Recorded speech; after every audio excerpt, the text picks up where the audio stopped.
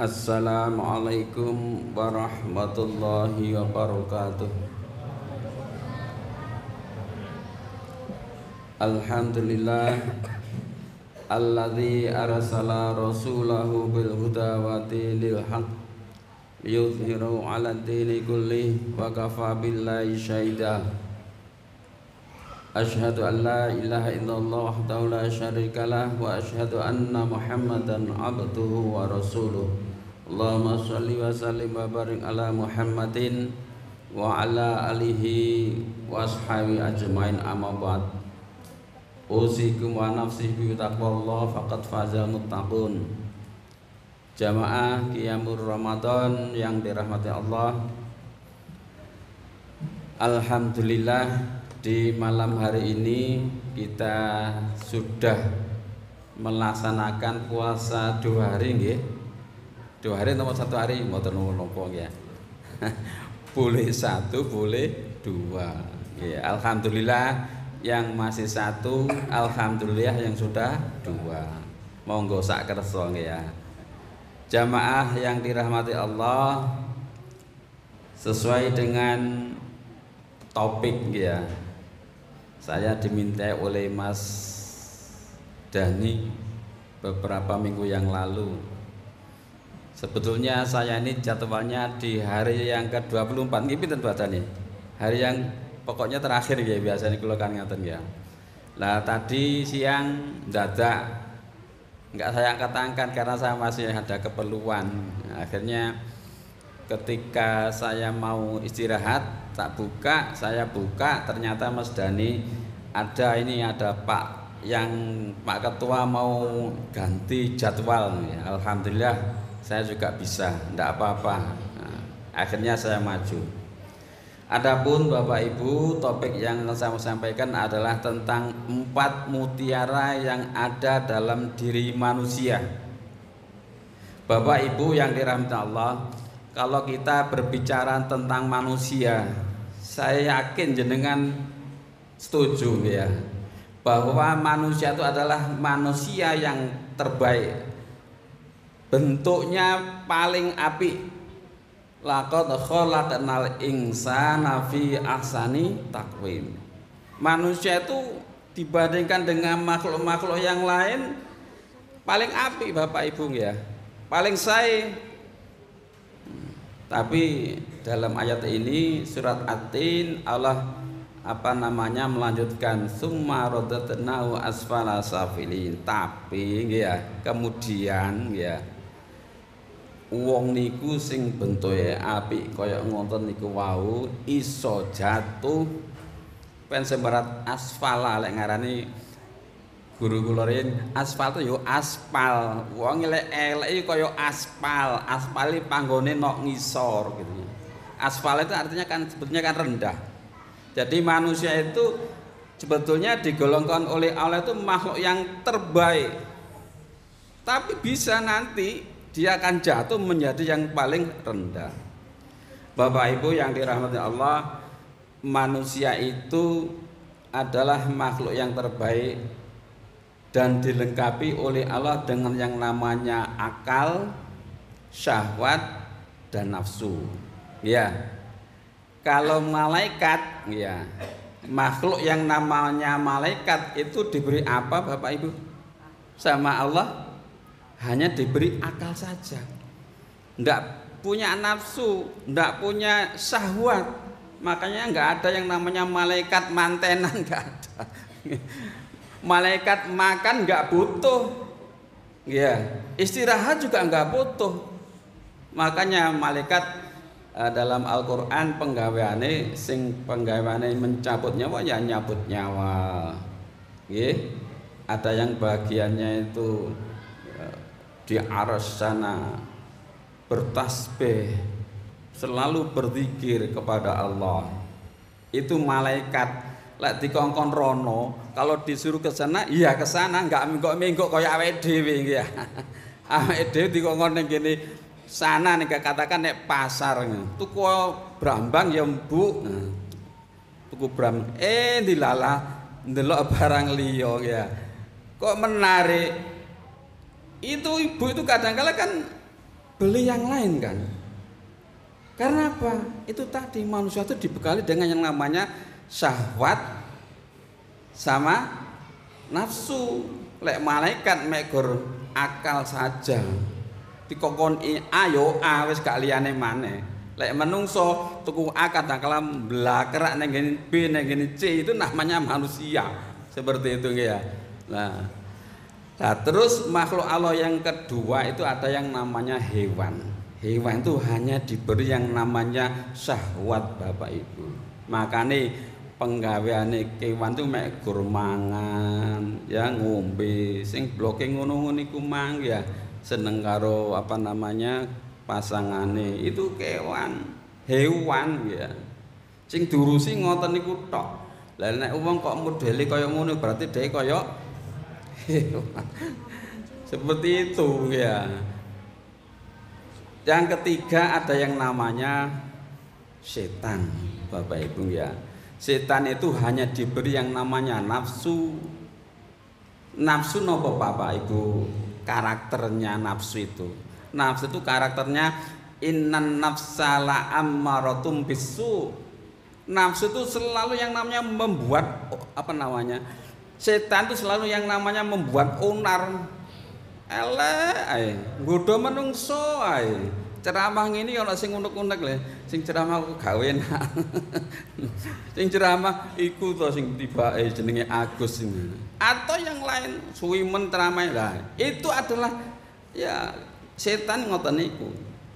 Kadangkala mau berangkat jamaah saja dibisiki aja sik. Engko lek sik delunkas ngono. Itu namanya setan, pekerjaan setan. Bapak Ibu yang dirahmati Allah, manusia ya, di dalam dirinya ada yang namanya diberi oleh Allah 4 mutiara ya. Mutiara niku kan lek munggone awake dhewe sesuatu yang sangat berharga, sesuatu yang sangat ya menarik lah seperti itu ya. Lah ibu-ibu biasanya tinggal macam-macam ya, perhiasan kalung, perhiasan apa namanya gelang dan sebagainya, itu mutiara dan harganya mahal. Lah dalam diri manusia itu ada 4 mutiara. Nah, berarti 4 mutiara ini nanti harus dipelihara, jangan sampai hilang atau merusak ngaten nggih ya. Lek awake dhewe duwe mutiara ilang kowe muring-muring ibuke ya. Non tak selenoke ini kok gak ono kan sebegitu ya. Dalam kitab Ihya Ulumuddin qala Rasulullah sallallahu alaihi wasallam arba'atun jawahir fi jismi bani Adam. Jadi ada 4 mutiara dalam diri manusia. Yujalaha arba'atun asya. Amal jawahir, adapun 4 mutiara itu yang pertama adalah al-aqlu, akal. Nah, Bapak Ibu ya, jadi akal adalah sesuatu yang sangat berharga pada diri manusia.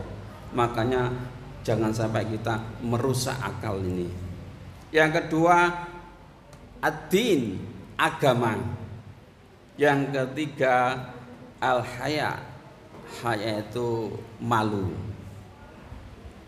Yang keempat, amalus soleh, amal soleh. Jamaah Jumat yang dirahmati Allah, jamaah Qiyam Ramadan yang dirahmati Allah. Yang pertama, akal. Akal niku napa? Akal itu adalah alat untuk memahami agama. Nggih, alat untuk memahami agama. Kalau menurut Ibnu Hajar Al-Asqalani dalam kitabnya Nasha'ihul Ibad, beliau mengatakan bahwa yang dinamakan dengan akal adalah jauharun ruhaniyun khalaqahullahu ta'ala muta'alliqan bibadnil insan yu'rafu bil haq wal batil. Yang namanya akal itu adalah permata ruhani ciptaan Allah berada dalam jasad manusia.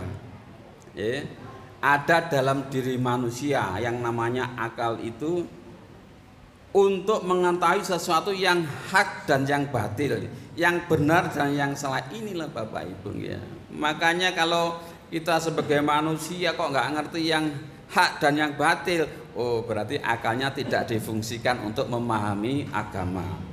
Ngaten ya. Bahkan makanya dalam Al-Quran itu Allah mengharamkan yang namanya minuman keras itu karena apa? Minuman keras itu sifatnya itu adalah merusak akal itu sendiri ya.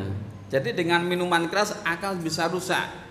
Termasuk kalau kita berpikir tentang hal-hal yang dilarang oleh agama, ngapunten ya, tentang porno, itu termasuk merusak akal kita. Termasuk merusak akal kita. Makanya kita kepingin akal kita baik terus terpelihara, akal kita dikatakan sehat, berarti harus kita gunakan untuk belajar berpikir memahami agama.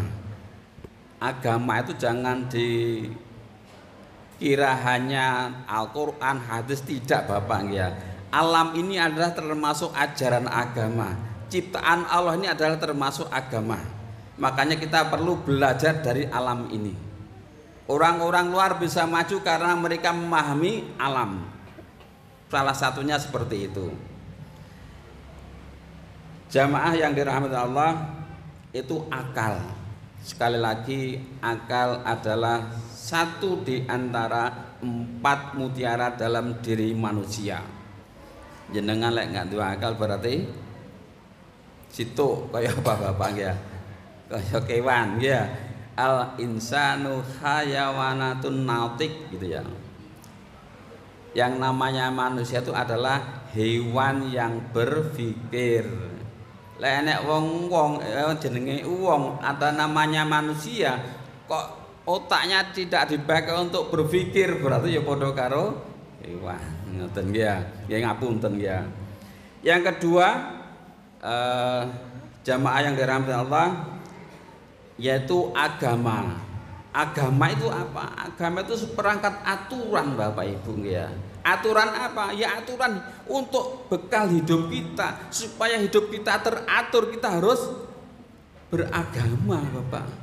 Makanya dulu itu pada waktu saya masih belajar di SMA, di perkuliahan, dikatakan bahwa agama itu ada yang mengatakan tidak murad marid, seperti itu. Artinya apa?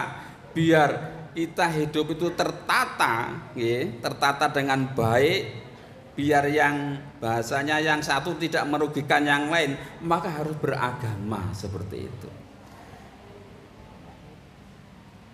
Yang ketiga, jamaah yang dirahmati Allah, seperempat ya Mas Dani. Dulu itu seperempat ya. Yang ketiga adalah malu. Malu itu adalah pengendali Bapak, pengendali daripada diri kita. Kadang kala awake dhewe iku kebablasan ya, bablasan. Lah, malu menurut Ibnu Hajar Asqalani ya ada 2. Al-haya'u lil insan, al-haya'u lil iman. Ada yang namanya malu itu terhadap manusia ya. Kita seperti ya hidup di dalam anggota masyarakat itu kan harus bahasanya jenenge menungso yo ngomongnya api, yo kelamben kan gitu ya. Pakai baju yang bagus, tutur katanya yang bagus dan sebagainya. Lelek uang kok jenenge enggak kelamben, berarti enggak duwe rasa malu. Berarti padha karo kewan, balik mana kewan ya. Jadi zaman tingali zaman bersane sapi kan ono sing kelamben, pitik kan ono sing kelamben ya, seperti itu. Makanya bapak-bapak, ibu-ibu, yang namanya malu itu harus ada dalam diri kita. Terus yang kedua ada al-haya'u lil iman. Jadi Bapak Ibu, al-haya'u minal iman itu suruh menerjemahkan begini, awake dhewe ku isino lek awake dhewe enggak iso nglakoni syariat Islam. Lek awake dhewe sampai melanggar syariat Islam isino pengen iku, aja malah bangga ngelanggar agama kok seneng, jangan. Harus punya rasa malu betul itu. Sebab apa? Ya, kita harus merasa bahwa Allah itu selalu melihat kita, nggih. Kalau kita beribadah kok kurang bagus, kita harus malu sama Allah. Makanya kita harus belajar. Nggih. Kok kita mengambil miliknya orang lain? Oh, berarti kita melanggar syariat itu ya. Kita berarti bermaksiat. Imannya tidak ada seperti itu. Makanya monggo kita pertebal al-haya'u minal iman lil iman, ini harus kita pupuk di dalam diri kita. Yang terakhir jamaah yang dirahmati Allah yaitu amalus soleh. Jadi amal soleh adalah termasuk mutiara di dalam diri manusia. Dalam surat Al-Asr Bapak Ibu ya, wal asri innal insana lafi khusrin illal ladzina amanu wa amilus solihati wa tawassaw bil haqqi wa tawassaw bis sabr. Jadi lek awake dhewe mau dikatakan orang yang tidak merugi, harus yang namanya beramal soleh. Amal soleh adalah hasil atau produk atau ya hasil lah gitu aja ya, hasil dari akal kita setelah memahami agama, akhirnya melahirkan yang namanya ibadah. Saya yakin jenengan kesini tuh yakin bahwa yang namanya sholat tarawih adalah sesuatu yang disyariatkan oleh agama dan banyak sekali yang namanya manfaatnya. Lah itulah akhirnya sampean semuanya termasuk saya mau datang ke masjid untuk melaksanakan sholat tarawih. Itulah namanya hasil daripada akal setelah memahami agama. Tentu niku Bapak Ibu ingkang saged kula aturaken, ada 4 mutiara dalam diri manusia. Yang pertama akal, yang kedua agama, yang ketiga malu, yang keempat amal soleh. Mudah-mudahan itu selalu ada dalam diri kita sehingga nanti kita status kita akan tidak berubah sebagaimana yang saya kutip tadi, laqad khalaqnal insana fi ahsani taqwim. Kita sebagai manusia adalah sebaik-baik bentuk dan juga sebaik-baik akhlak kita, seperti itu. Demikian yang bisa kita sampaikan, kurang lebihnya mohon maaf. Nasrun minallah wa fathun qarib. Wassalamualaikum warahmatullahi wabarakatuh.